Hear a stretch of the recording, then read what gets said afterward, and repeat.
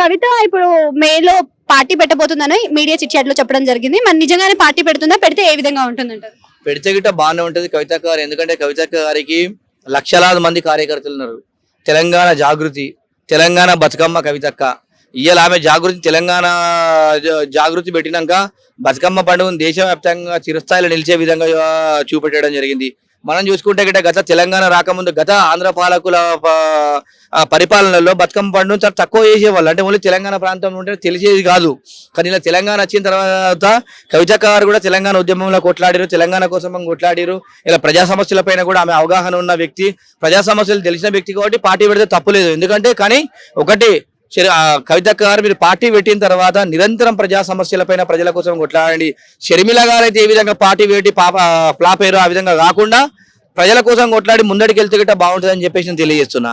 So అదే విధంగా చూసుకున్నట్టయితే మనకి మెయిన్ టార్గెట్ వచ్చేసి ఇటు హరీష్ రావు గారి పైన అటు కేటీఆర్ పైననే ఉన్నట్టు కనిపిస్తుంది. ఆమె మెయిన్ టార్గెట్ వచ్చేసి సిద్దిపేట్ ఇంకా బోధన అని చెప్తున్నారు. మరి ఈ రెండు ఊర్ల పేరే చెప్తున్నప్పుడు అందరికీ కూడా డౌట్స్ వీటిపైనకే వస్తున్నాయి కదా. ఏదేమైనా తెలంగాణ ప్రాంతం, తెలంగాణలో టీఆర్ఎస్ పార్టీ ఇలా సక్సెస్ఫుల్ అయింది. ఇలా టీఆర్ఎస్ పార్టీ ఇలా అధికారంకి రావడానికి కారణం కరీంనగర్ జిల్లా. ఇవాళ కవితక్క గారు కరీంనగర్ జిల్లాలో ఉన్నటువంటి ఆమె ఆల్రెడీ నిజామాబాద్ పార్లమెంట్ సభ్యురాలుగా చేసింది. అంటే జగిత్యాల కానీ కోరుట్ల కానీ ఇవన్నీ కూడా నిజామాబాద్ పార్లమెంట్కి అయితే కరీంనగర్ నుంచే మళ్ళీ కూడా మీ రాజకీయ ప్రస్థానం స్టార్ట్ చేస్తే గిట్ట మంచిగా ఉంటుందని చెప్పి తెలియజేస్తున్నా.